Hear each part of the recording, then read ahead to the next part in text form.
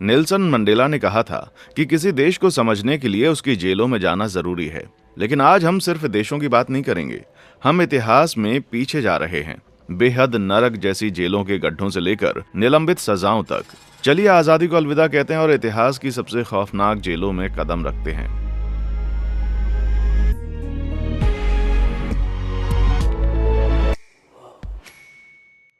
मैमरटाइन jail प्राचीन रोम में हिंसा, युद्ध, गुलामी और कठोर सजाओं का बोलबाला था। वहां आम नागरिकों की जिंदगी बहुत ही मुश्किल थी। तो सोचिए जेल के कैदी की जिंदगी कितनी भयानक रही होगी। मैमरटाइन जेल, जिसे लैटिन में कारसेर कहते थे, एक प्राचीन और सख्त जेल थी जो 7वीं शताब्दी ईसा पूर्व से थी। इसे 640 से 616 ईसा पूर्व में रोम के चौथे राजा एनकस मर्सियस ने बनवाया था। ये जेल ज्यादातर नम भूमिगत तहखानों का जाल थी। इनमें सबसे नीचे वाला तहखाना तुलियानम कहलाता था, जो शहर के गंदे नाले के सिस्टम में था। यह तहखाना इतना डरावना था कि इसे ऊपर की कोठरी के फर्श में एक छोटे से मेन होल से जाया जा सकता था।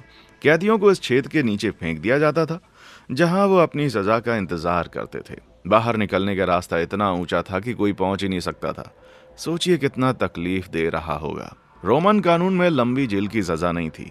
जेल ज्यादातर मुकदमे या फांसी से पहले कुछ समय रखने के लिए होती थी। फिर भी कई मशहूर लोग इस नरक जैसे तहखाने में रहे।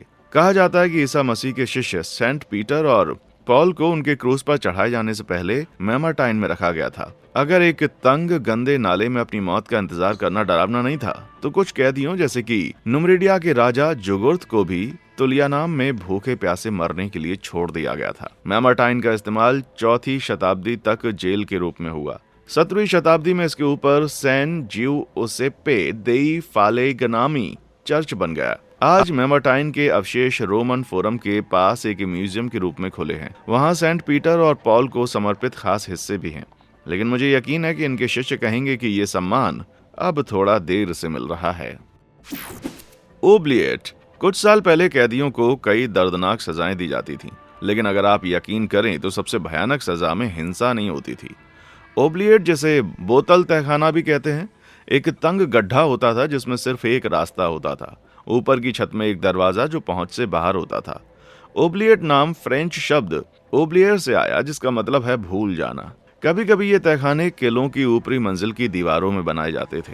इससे कैदी दुनिया की आवाजें और गंध सुन सकते थे, जबकि असल में उन्हें धीरे धीरे भुला दिया जाता था। अगर अकेले ओब्लिएट में रहने का ख्याल डरावना लगता है तो और सुनिए।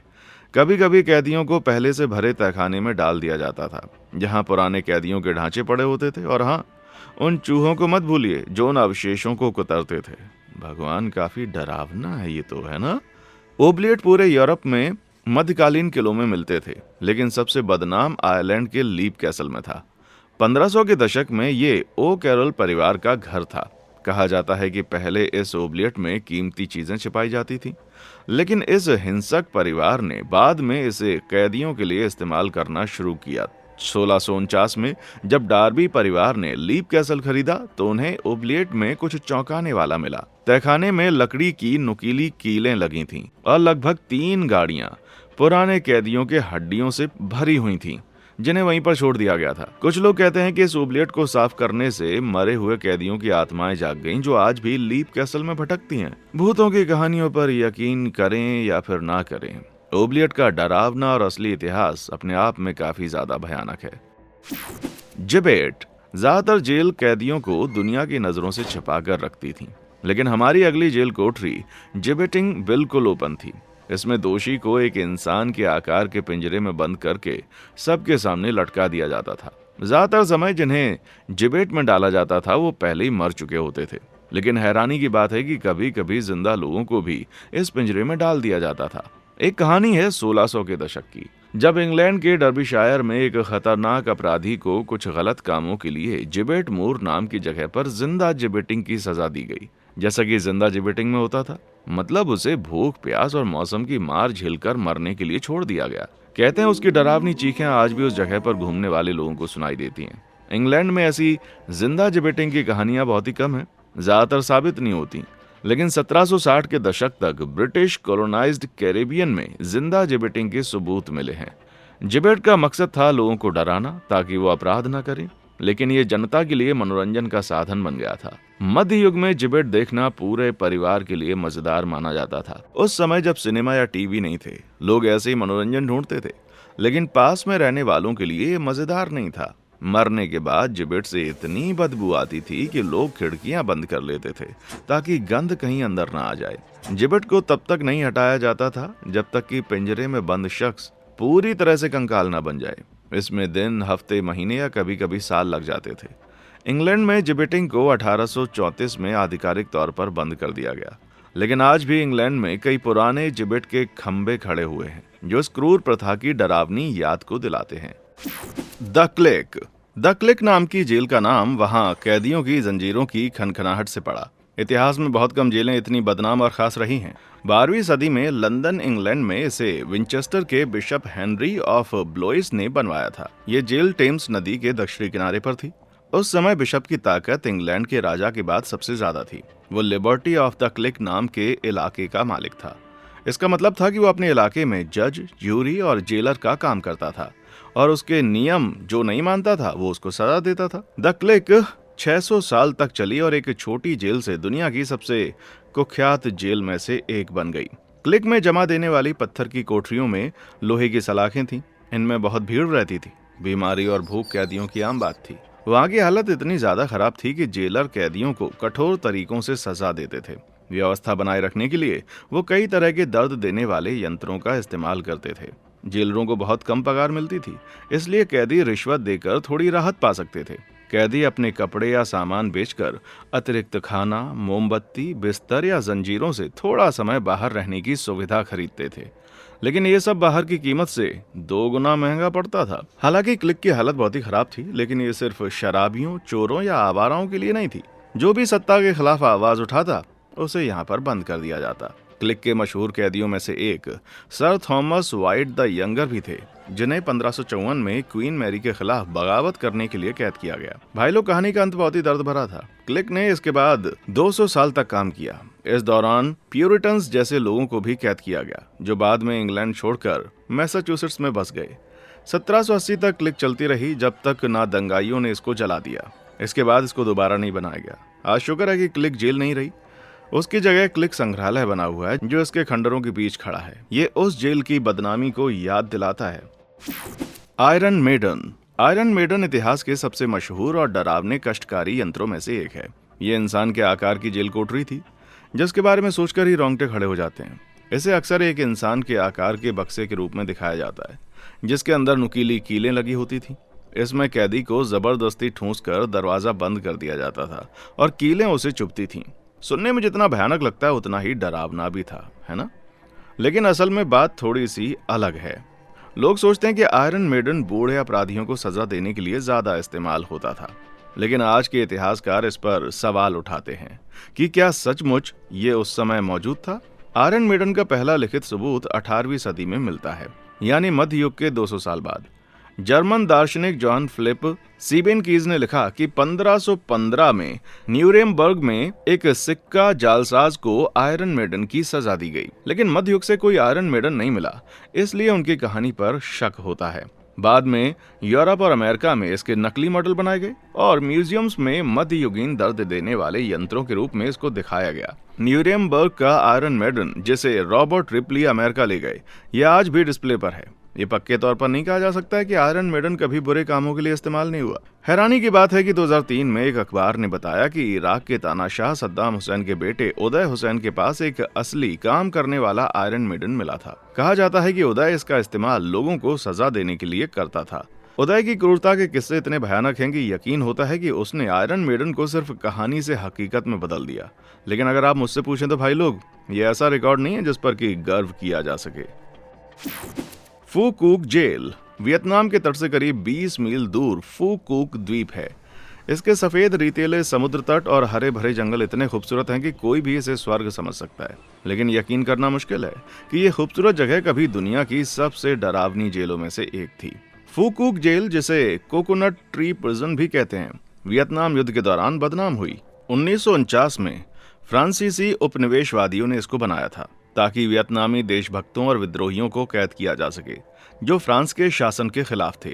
इस जेल में एक समय में 40,000 कैदी रखे जा सकते थे। ये कैदी 12 इलाकों में बनी झोपड़ियों में रखे जाते थे, जिनकी रखवाली पुलिस की टुकड़ियां करती थीं। 1960 के दशक में ये जेल अमेरिका के नियंत्रण में आ गई, लेकिन चाहे कोई भी देश इसको चलाए, कैदियों की हालत बहुत ही खराब थी। जेल में बहुत ज्यादा भीड़ थी, कैदियों को बहुत कम खाना मिलता था, साफ सफाई का बुरा हाल था और कठोर सजा दी जाती थी। इलाज की कोई सुविधा नहीं थी, जिससे बीमारियां तेजी से फैलने लगीं। वियतनाम युद्ध खत्म होने के बाद 1975 में लगभग 30 साल दर्द देने के बाद इस जेल को बंद कर दिया गया। एल साल्वाडोर की नरक जेलें। जेलों में भीड़ भाड़ की समस्या पुराने समय से चली आ रही है और दुख की बात है कि ये आज भी बनी हुई है। एल साल्वाडोर में जेल की कोठरियां सिर्फ 12 फुट चौड़ी और 15 फुट ऊंची होती हैं, लेकिन इनमें 30 से ज्यादा अपराधियों को एक साथ ठूंस दिया जाता है। ये कोठरियां सिर्फ 72 घंटे के लिए बनाई गई थीं, मगर कई कैदी यहाँ 1 साल से ज्यादा समय तक रखे जाते हैं। लेकिन ऐसा क्यों होता है भाई? एल साल्वाडोर में जेलों में भीड़ एक बहुत बड़ी समस्या है। यहाँ कैदियों की संख्या जेलों की क्षमता से दोगुनी से भी ज्यादा है।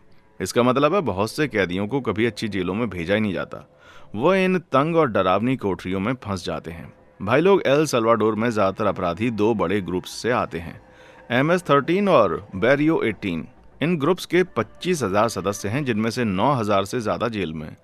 अपराध की दर इतनी ज्यादा है कि सरकार ने सख्त कानून लागू किए, जिससे बहुत सारी गिरफ्तारियां हुई और कई जेल कैदियों से भर गईं। जनवरी 2023 में एल साल्वाडोर सरकार ने CECOT नाम की जेल खोली, जो अब लैटिन अमेरिका की सबसे बड़ी और सख्त जेल है।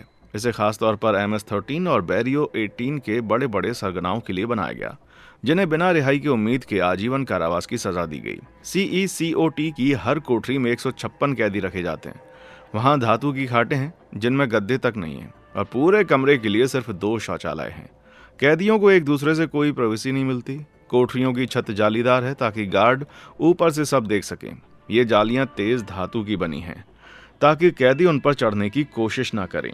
मानवाधिकार नियमों के खिलाफ CECOT में ना तो बाहर टहलने की जगह है, ना ही परिवार वालों को मिलने की इजाजत है।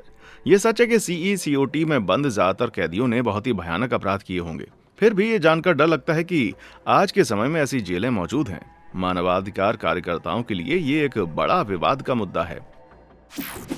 शाटो डीफ। 1524 में फ्रांस के राजा फ्रांसिस ने शाटो द एफ नाम का एक किला बनवाया। ये किला मार्सिले शहर को समुद्र से आने वाले हमलावरों से बचाने के लिए द्वीप पर बना था, लेकिन 1540 तक इसके हालात बदल गए। ये द्वीप इतना अलग थलग था कि इसके आसपास समुद्र की धाराएं बहुत ही खतरनाक थीं। ये एक ऐसी जेल बन गई जहां से भागना असंभव था। जेल को किले के अंदर बनाया गया था। कैदियों को उनकी हैसियत के हिसाब से कमरों में रखा जाता था। गरीब कैदियों को नीचे की तंग और डरावनी कोठरियों में डाल दिया जाता था। एक कोठरी में 20 कैदी तक ठूंसे जाते थे। इन कमरों में ना खिड़कियां आती थीं, ना हवा आती थी। फर्श पर सिर्फ भूसा या सख्त जमीन होती थी। कीड़े मकोड़े हर वक्त रेंगते रहते थे। साफ सफाई इतनी खराब थी कि यहाँ कैदी औसतन सिर्फ 9 महीने जिंदा रह पाते थे। और दूसरी तरफ अमीर कैदियों को थोड़े बेहतर कमरे मिलते थे, जिनमें खिड़कियां और कभी कभी चिमनी भी होती थी। मगर गरीब हो या अमीर, ज्यादातर को पूरी जिंदगी जेल में रहने की सजा मिलती थी। कई कैदी जंजीरों में जकड़े रहते या कड़ी मेहनत करने को मजबूर होते थे। शाटो द एफ पहले से ही बदनाम जेल थी, लेकिन 1844 में अलेक्जेंडर ड्यूमा की किताब the count of Monte Cristo ने इसे दुनिया भर में मशहूर कर दिया।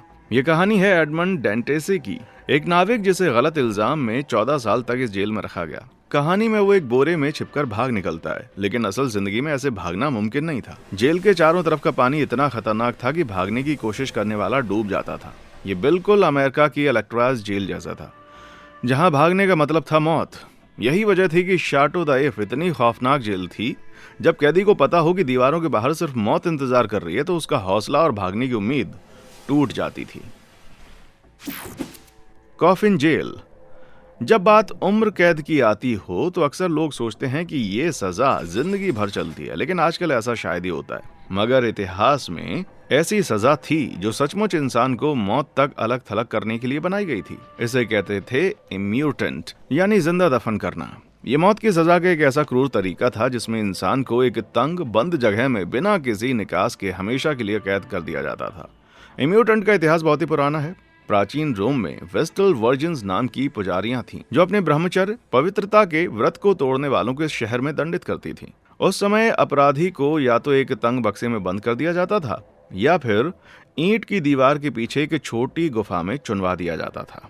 समय के साथ इम्यूटेंट के तरीके बदले, लेकिन क्रूरता वही रही। हैरानी की बात है कि 20वीं सदी तक भी ये सजा कुछ जगहों पर थी। मंगोलिया की ओरगा जेल में कॉफिन प्रिजन यानी ताबूत जैसी जेलें मशहूर थीं। ये बहुत ही छोटे तंग बक्से होते थे जो ताबूत जैसे दिखते थे। इनका आकार इतना छोटा होता था, लगभग 4 फुट लंबा और 2.5 फुट चौड़ा। कैदी ना तो लेट सकता था ना फैल सकता था। इन बक्सों में सिर्फ एक छोटा सा छेद होता था जिससे कभी कभी थोड़ा सा खाना डाल दिया जाता था ताकि कैदी की सजा को और लंबा किया जा सके। इस दौरान कैदियों को न सिर्फ शारीरिक दर्द बल्कि मानसिक यातना भी झेलनी पड़ती थी। शुक्र है 1920 के आसपास मंगोलिया में इस क्रूर सजा को गैर कानूनी घोषित कर दिया गया। फिर 1966 में यूनाइटेड नेशंस ने राजनीतिक अधिकारों पर एक अंतर्राष्ट्रीय नियम बनाया जिसमें इम्यूरमेंट जैसी अमानवीय और क्रूर सजाओं पर रोक लगा दी गई। लेकिन जैसा कि आप आगे देखेंगे, आज भी कुछ मॉडर्न देशों के नेता मानवाधिकार नियमों को थोड़ा हल्के में लेते हैं और अपने तरीके से सजा देते हैं। ग्वांतानामो बे जेल दुनिया की सबसे कुख्यात जेलों में से एक है। ये क्यूबा में अमेरिकी नौसेना अड्डे पर है। यहाँ उन लोगों को रखा जाता है जिन्हें अमेरिका खतरनाक मानता है। खास बात यह है कि कैदियों को बिना मुकदमे या आरोपों के लंबे समय तक बंद रखा जाता है और रिहाई की कोई तारीख नहीं होती। इससे कैदी मानसिक तनाव और निराशा में रहते हैं। 2002 से शुरू इस जेल की हालत की मानवाधिकार संगठनों ने आलोचना की है। कैदी बताते हैं कि यहाँ सख्त व्यवहार और कठिन पूछताछ होती है। गार्ड शोर करके सोने नहीं देते, आंख कान ढककर और हाथ बांधकर रखा जाता है। भूख हड़ताल करने पर जबरदस्ती खाना खिलाया जाता है जो बहुत ही तकलीफदेह है। जेल का दूर दराज का स्थान कैदियों को दुनिया से काट देता है। क्यूबा में होने के कारण यह स्पष्ट नहीं है कि यह अमेरिकी कानून के तहत आती है या नहीं। इससे कैदियों को वकील या मदद मिलना मुश्किल है। सख्त सैन्य नियंत्रण से वकील या मानवाधिकार समूह भी आसानी से नहीं पहुंच पाते हैं। कैदियों को फोन या ईमेल की इजाजत नहीं है। अब यहाँ लगभग 30 कैदी बचे हैं। जेल बंद करने की कोशिश हो रही है लेकिन कानून और राजनीतिक समस्याएं हैं। ये एक ऐसी जगह है जहां कोई नहीं जाना चाहेगा। सैन क्वेंटिन स्टेट जेल 1854 में शुरू हुई सैन क्वेंटिन कैलिफोर्निया की सबसे पुरानी जेल है, लेकिन ये समय के साथ बेहतर नहीं हुई। इसे आसान भाषा में समझे तो सैन क्वेंटिन की कंडेम्ड रो वो जगह है जहां उन कैदियों को रखा जाता है जिन्हें मौत की सजा मिली है। पूरे कैलिफोर्निया में 652 ऐसी कैदी हैं और इनमें से 546 सैन क्वेंटिन में हैं। ये कैदी देश के कुछ सबसे खतरनाक अपराधी हैं। यह कैदियों को बहुत ही सख्त हालत में रखा जाता है। औसतन एक कैदी डेथ रो पर 22 साल बिताता है, जिसमें ज्यादातर समय मतलब 23 घंटे वो रोज छोटी अकेली कोठरी में बंद रहते हैं। कुछ कैदियों को अच्छे व्यवहार के लिए रेडियो, टीवी या किताबें मिल सकती हैं, लेकिन जो नियम तोड़ते हैं उन्हें एडजस्टमेंट सेंटर में डाल दिया जाता है। एडजस्टमेंट सेंटर क्या है? ये जेल का सबसे सख्त हिस्सा है जहां सबसे खतरनाक कैदियों को रखा जाता है। यहाँ सुरक्षा इतनी कड़ी है कि गार्ड भी अपनी मर्जी से अंदर बाहर नहीं जा सकते। कैदियों को भारी सीमेंट के दरवाजों वाली कोठरियों में रखा जाता है, अक्सर पैरों में बेड़ियां डालकर। बाहर निकलने का समय बहुत ही कम मिलता है और व्यायाम या ग्रुप थेरेपी भी बहुत ही छोटे पिंजरे में होती है। मार्च 2023 में कैलिफोर्निया के गवर्नर गैविन न्यूसम ने सैन क्वेंटिन की डेथ रो को बंद करने और जेल को रिहैबिलिटेशन केंद्र में बदलने की योजना बनाई। इसका मतलब है कि कैदियों की सजा कम नहीं होगी, लेकिन उन्हें पढ़ाई, काम और बाहर मनोरंजन का मौका मिलेगा। ये कदम जेल के बुरे हालात की शिकायतों के जवाब में उठाया गया है। ये विचार नॉर्वे की जेलों से प्रेरित है। नॉर्वे में अपराध की दर बहुत ही कम है और वहां के कैदी सजा पूरी होने के बाद दोबारा जेल कम ही लौटते हैं। ऐसा इसलिए क्योंकि नॉर्वे की जेलें सजा देने की बजाय कैदियों को समाज में दोबारा शामिल करने पर ध्यान देती हैं। भारत में हमारी जेलें भी अक्सर सजा पर ज्यादा जोर देती हैं, लेकिन नॉर्वे का मॉडल दिखाता है कि पुनर्वास से अपराध कम हो सकता है। सैन क्वेंटिन जैसे हालात सुनकर लगता है कि जेल में सुधार जरूरी है ताकि कैदी सुधर सकें, ना कि और बिगड़ें। आपको क्या लगता है, क्या सजा से ज्यादा पुनर्वास जरूरी है? नीचे अपनी राय बताएं। और हाँ, मैं तो जेल से कोसों दूर ही रहना चाहूंगा भाई। अरे भाई साहब, मैं तो अच्छा इंसान हूँ, मुझे तो जोड़ ही दो। ये काफी डरावना था। इनमें से कौन सी जेल सबसे भयानक लगी? कमेंट सेक्शन में आकर बताएं। और हाँ, देखने के लिए शुक्रिया।